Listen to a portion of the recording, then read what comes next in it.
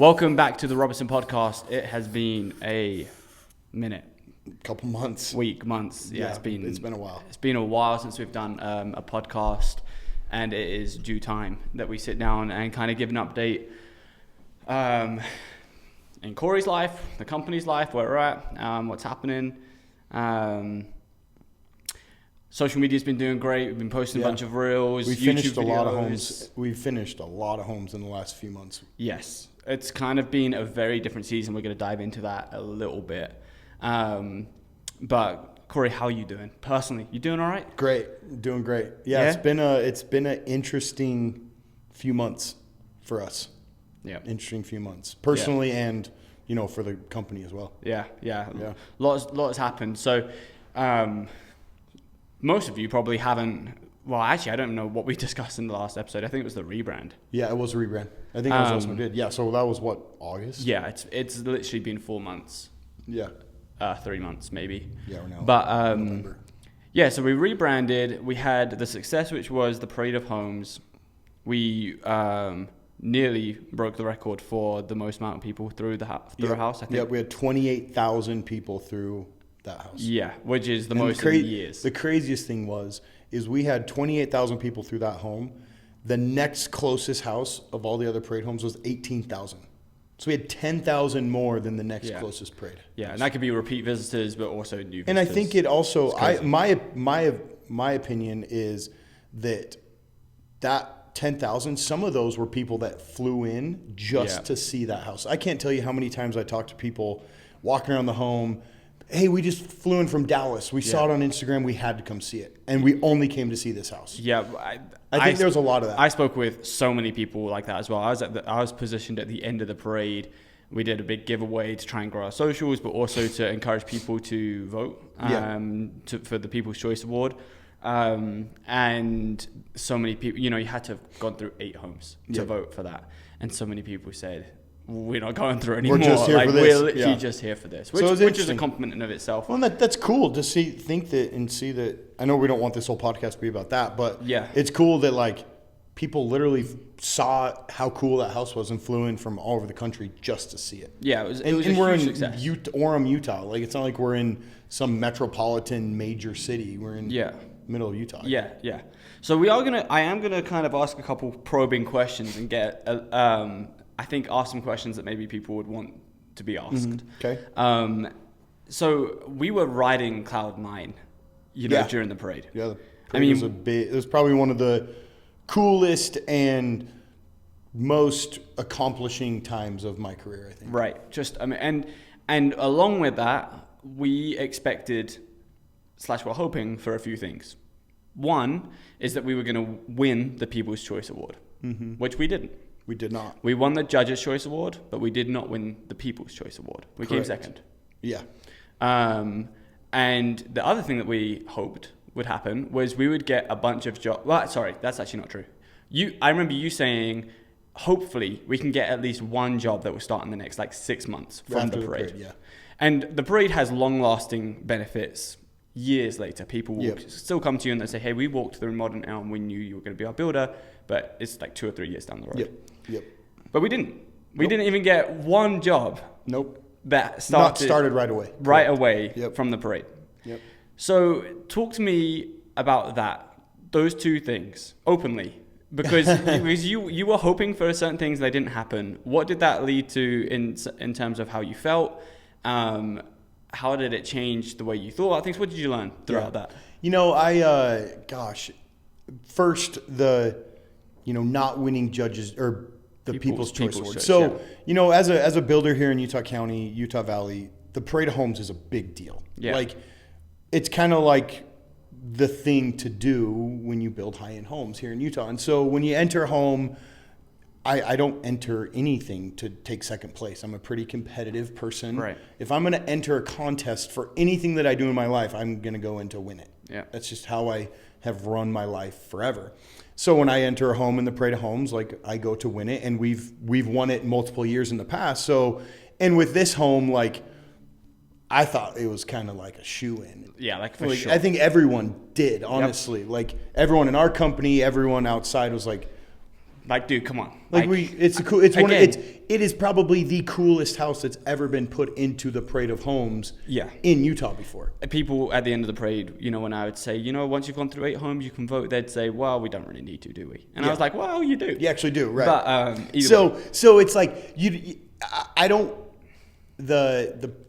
winning this award, it literally does nothing for us. No, right. It literally does nothing. Like, the years that we won the award, I didn't get 20 more jobs the next year from it. Right. It's literally just a competition thing.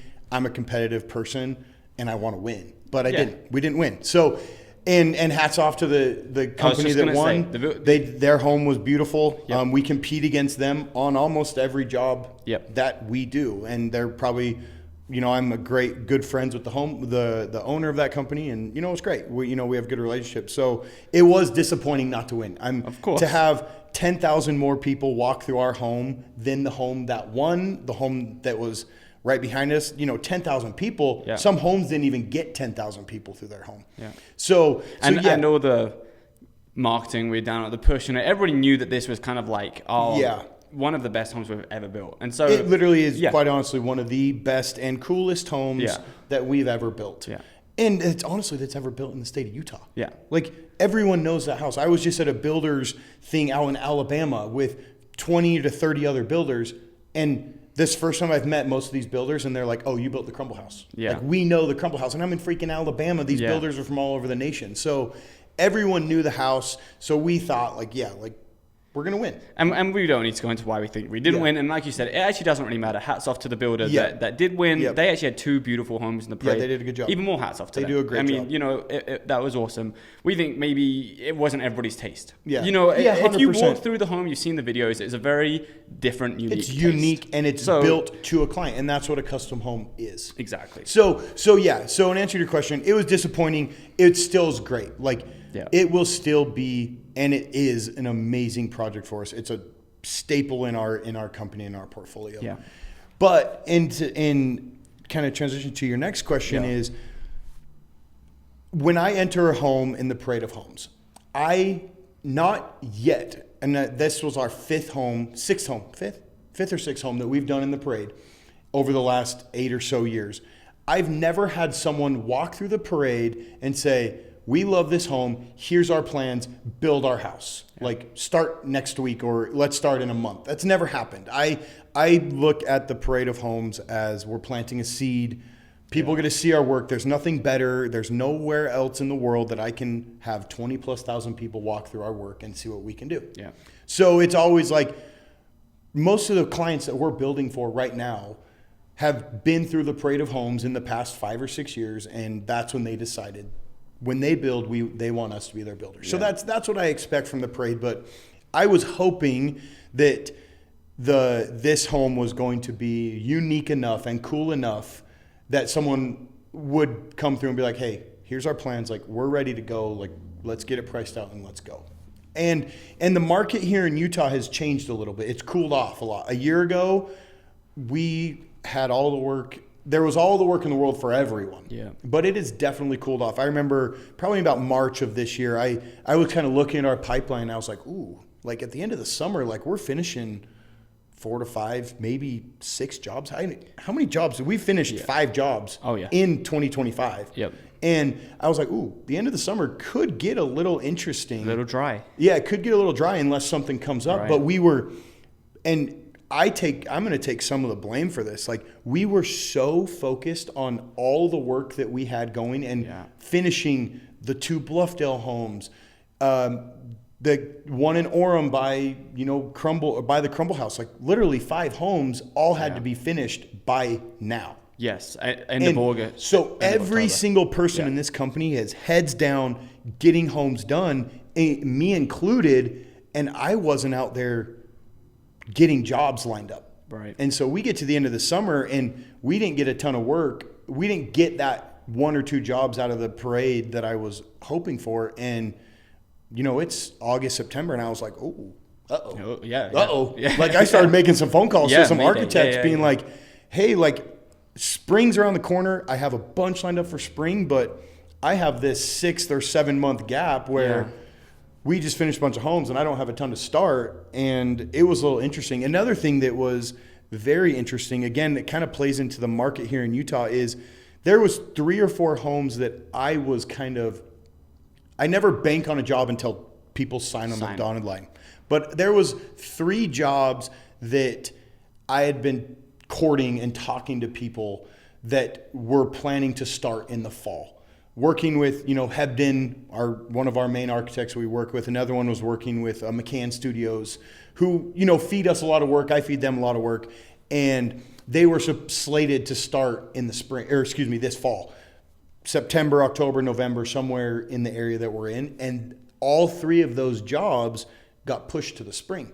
Yeah. So jobs that I was kind of counting on and kind of planning on doing this fall and getting started all got pushed. And so that also played into a part where I'm like, oh no, like that's not good. Yeah. We obviously have to build homes to keep the company running. And not to say that we literally had 0 homes, but it wasn't where we're at right now. We have 5 homes going and I like to have 8 homes going. Right. So we're about 3 short going into winter, which I don't love. Yeah. So long story short, it's just been interesting because the market in Utah has cooled off, and it's not like people are just banging down our door to build homes. Yeah.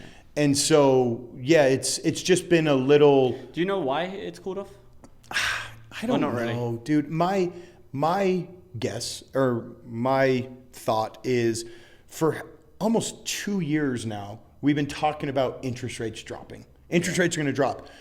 Before the election, they're going to drop the interest rates. Yeah. Oh, when Trump gets into office, he'll drop interest rates. So people, I think, are just waiting for that to happen. And there's still speculation. There's still talk. They've dropped a tiny bit, but now there's a ton of talk that the administration now is just going to make them drop interest rates. And so I think people are like, well, I don't need to go build a $5 million house right now. It's not like my current house is burning down. Right. So I think people are just being smart with their money, and they're just saying, okay, like, if interest rates really are going to drop, like, we'll wait. Hold off. We'll wait. Yeah, there's nothing, like the clientele that we work with, the high end, multi-million-dollar homes, like, most of the time that client is already in a home. Yeah. Right. They don't need to have a house built right this second because they're going to be homeless. So they're smart. They're smart people. They're usually business savvy, and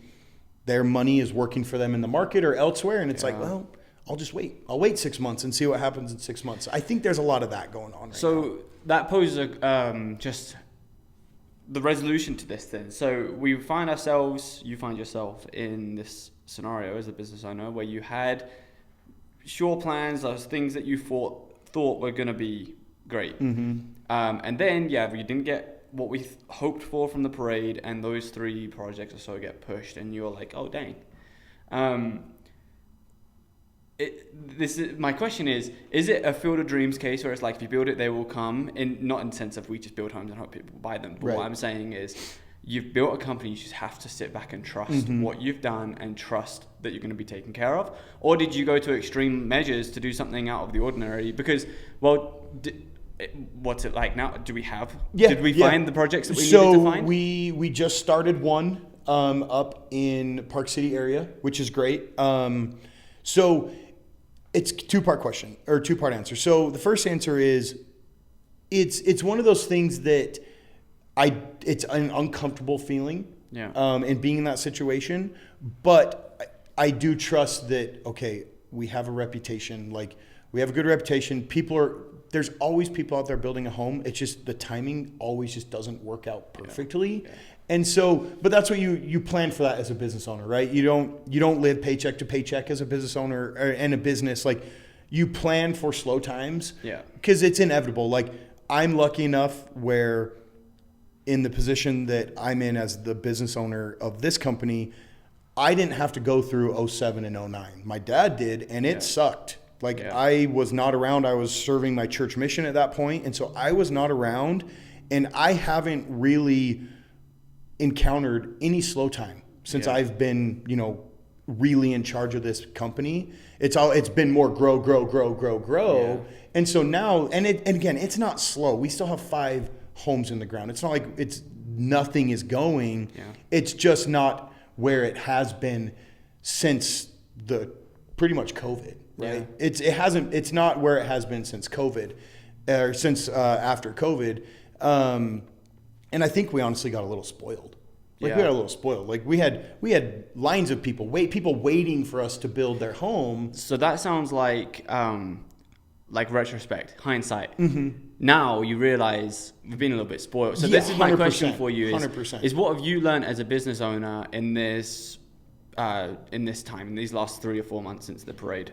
I think mine is that my job, one of the hats that I wear in this company is I have to sell jobs. Like I got to bring work in. It's my job and I enjoy doing that, is to bring the company work, whether that's relationships with architects, designers, just out there meeting people, or, whatever it may be.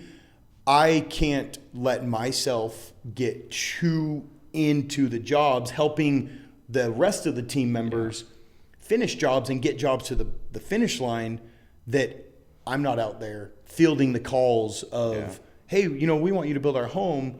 And I'm just, honestly, from like March to July was probably the busiest I've ever been in my entire career. Again, finishing the parade home, finishing all the other homes we have going.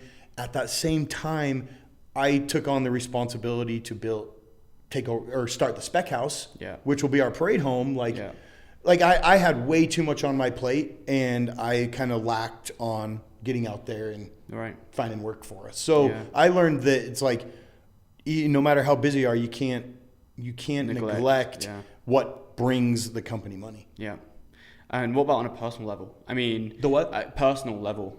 So I remember you saying this has been probably one of the most humbling times in your career. Yeah, it's one of those things. It's like, in my opinion, my thought is, we just did the parade hall. Coolest house ever. Yeah. Coolest house I've ever built. Coolest house, I think, in the state of Utah. At least one of the top 5 coolest properties in the state of Utah. Like, we're on like level 10. Like, I am on cloud. My head's getting huge. Yeah. Like, I feel like this company is on a freaking top of the mountain. Yeah. And then you come out of that and it finishes, and all these other homes, these cool homes, you take in the Bluffdale houses that we just finished. We have just finished, I think, some of the biggest and coolest homes in the state of Utah. And then I turn around, I'm like, oh no. Yeah. Like, we don't have a lot of work at the moment. Yeah. Like, I got a lot in March. Yeah. I got a lot. The second the second snow melts, it's going to be guns a-blazing. Yeah. But you look around and it's like, whoa. And we've also kind of, just to add in the mix, we've also kind of downscaled the team a little bit as well, right? And I look at that as kind of like a blessing in disguise. Like, I had to let go of a couple employees. One of my main superintendents, who was awesome, was a rock star, decided to choose another career path. He moved out of this area, so he decided to go. But I look back, I'm like, oh man, like, if I still had those other guys, like, we'd really be in a pinch. Like, we'd really be in a pinch, because that's 3 more salaries that I'd have to, and we do not have the work for 3 more salaries at the moment, right? Yeah. We're good now, but so at the time when I had to make those decisions and, let a couple guys go, and when we lost Isaac, I was like, ooh, I don't want to lose Isaac, right? Yeah. Like, I didn't want to lose Isaac, but I look at that now, I was like, oh, it was kind of a blessing in disguise. Yeah. So, there's a silver lining there. Yeah. But we definitely are a little leaner than we've been. Yeah. But again, I'm looking at it now, I'm like, crap. Like, looking at the workload coming in March, it just ebbs and flows. Yeah, I'm like, that's what I was going to move on to, is just to ask you, like, so what's on the horizon? So, okay, we just started a project. We demoed a house here in Linden. In Linden. Yep. And so that's one that's just started. We have one in Park City that's just started. Mm-hmm. So we started a couple before the snowfall. Yep. And we're going to work on those, throughout the winter. Yep. The plan is to get the foundations in on both of those here ASAP. Because once foundations in, I don't have a problem pushing through winter. Yeah. If we're putting a foundation in January, it's such a nightmare. Makes sense. Such a nightmare. That makes sense. So, but I talk about March. You at least have those 3 projects that were supposed to start. Yeah, and then we have a couple that we're working on now and that will continue through next spring. Of course. And then there's some really cool projects on the horizon. In the spring of 26. Yeah, there's a couple in Alpine. There's obviously the Charleston one. Yeah, which we've prepped for. But that isn't demoed, an active job site. And we put that on YouTube if you've seen it. We just demoed we have an amazing property up in Charleston, which is in the mountains. That 6 acres. Yeah, 8 acres. 8 acres. 8 acres. Every time I see a iteration of the plan that's going on in there, I'm just blown away. It will be insane. It will be absolutely insane. It'll be so exciting. I truly think I said this about the Modern Elm, but I think this could be the coolest property in the state of Utah when it's all said and done. I actually haven't seen anything. I haven't shown you yet. It's wild. All I've seen was the whiteboard in our conference room after our meeting, and I just saw a couple of ideas of things that could be incorporated, and my jaw hit the floor a little bit. I was like, hang on a second, are we talking about like a resort or like it's honestly that's what it's residence? That's what it feels like. It's going to be like a high-end resort, which is so fun to watch. It's so fun to watch that come along, and the creativity is just unleashed with an awesome client like Sawyer, who just has full trust, cares about the details, but has full trust in the team. So he's such a joy. Yeah, we have a cool project coming up in Park City that I'm just working on putting some pricing together on it, and then hopefully it starts January, February. But it's an interior med spa. Oh, cool! I don't even know if I've told you about this. So it's like a friend of mine. So it's commercial, technically. Yeah, it's a commercial. It's a commercial job, but it's going to be built like a home. Oh, interesting. It's going to be built like a home. Wow. So so we are. Copper House is the interior design firm. So it's a interior tenant improvement build out for a med spa, but it's not like it's like a multi-million-dollar med spa. Wow. Like it will be super. It's beautiful legit. and cool. It's going to be really cool. So that'll come up here. Hopefully, January, February is kind of the time frame on that, and it doesn't matter if it's winter because it's inside. Yeah, we don't have to. We don't have to build the exterior building. Right, it's already built. We go in and just do the interiors. Oh, cool. Oh, I didn't realize. Yeah, so that's how that works. So the shell is built by like a commercial company. Yeah, and then our client just hires us to come in and do the interior finish. Oh, wow. So like none of our exterior trades will be involved. Oh, so it's way less time trades as well, right? What's the turnaround? It'll still be a good, a year, maybe a little less than a year. I haven't really got that all dialed in yet, but because it's just so detailed. Right. Like it will be I've got to see these plans. So detailed. Like every wall is plaster like we have in here. Right. Like there's a ton of woodwork. Cool. It's really cool. Oh, wow. Cool. So that's a really fun one on the horizon. It's something we've never done before. And so my dad did a dental office for my uncle years and years and years ago. I have an uncle that's a dentist, and he did a dental office years ago, 25 years ago, maybe 30 years ago. But that's really the only commercial thing besides our office building that we've ever done. So it'll be a new territory and a new thing where you're open to that, opening up some totally. It's like again, like I don't want to become a commercial builder, but if someone wants a high-end home interior finish in a medical any type of like tenant improvement, because it's the same thing. So cool. It's same trade, same thing. It's just a little more code things you have to follow, which is kind of annoying, but so cool. Whatever. Yeah, so it sounds like the future is exciting. There's so many projects coming. Yeah. Kind of, again, we just are in such a unique climate and building climate here in Utah just because of the weather. And of course we can keep projects going, but starting them there, people kind of understand it. Yeah, there's just like a weird, there's a 3 or 4 month time in Utah where you just can't start a project from end of December to end March-ish, so only 3 months. I guess. So 3 months. Sometimes December, like last year, we poured a foundation like 2 days before Christmas. Yeah. Because we had such a light winter. But if we get a crazy winter and it starts getting really cold and crazy early December, we're not doing anything December, January. And so with all these projects lined up for the spring, gonna need to expand the team a little bit. Yeah, I'm thinking about doing that now. Actually, that way I got to get obviously the right people in place. Yeah. And get them trained and, get dialed in. So when the work hits, we're not playing catch up. We're kind of dialed in. Nice. Cool. Dude, it's fun to sit down and just chat candidly. Yeah. You know, like, hey, this is the ins and outs of running a business. These are the highs and the lows. We share it all. And, you know, that's why I love working for this company, because I totally feel like it's an open book. You know,